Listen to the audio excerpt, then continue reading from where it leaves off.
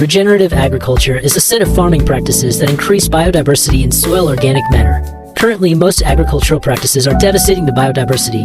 Even organic agriculture, while not as bad, still does more harm than good. Regenerative agriculture is a way to reverse this trend to actually make a positive impact on the land. So what does regenerative agriculture actually involve? Answering this question is actually pretty tricky, because the practices that work best largely depend on the land that's being worked with. So the variety of different practices border on infinity, a bit more than this video can cover.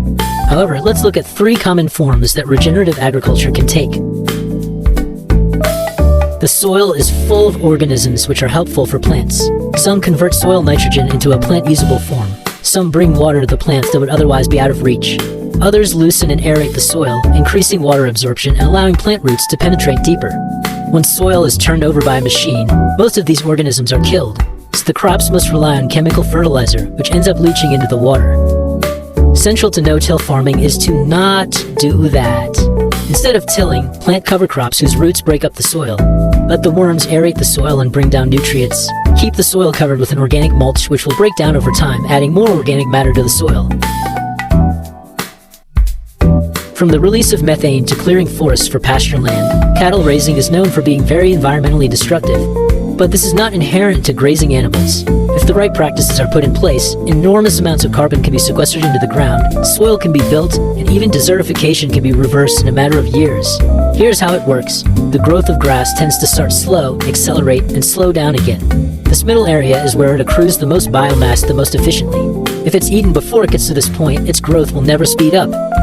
This is what happens with traditional pastured animals. They eat all the grass, which doesn't have the chance to grow back fast enough before getting eaten again, and we have overgrazing. This leads to soil erosion, drought, and desertification. But if the animals are kept in a tightly packed herd like they used to be in nature, the grass has time to grow before being eaten. All that biomass in the grass is carbon that comes from the air. Not all of the grass gets eaten, however. Some of it gets pooped on and trampled, which ends up creating the perfect conditions for new topsoil to be built.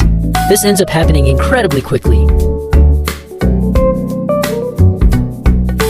This is one of the most complex and location-dependent practices there are. I will therefore be overgeneralizing a bit.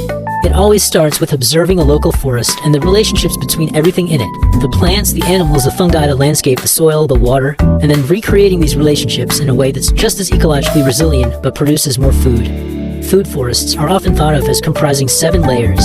The root layer, the ground cover layer, the herb layer, the shrub layer, the low tree layer, the high tree layer, and the vine layer.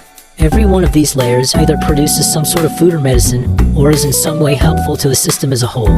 The plants are mostly perennials and include as many native species as possible. These 3 examples of regenerative agriculture, plus all the rest of them, all have something in common. Whereas in conventional agriculture, you seek to create as many of one thing as possible. In regenerative agriculture, you seek to create as many relationships between things as possible.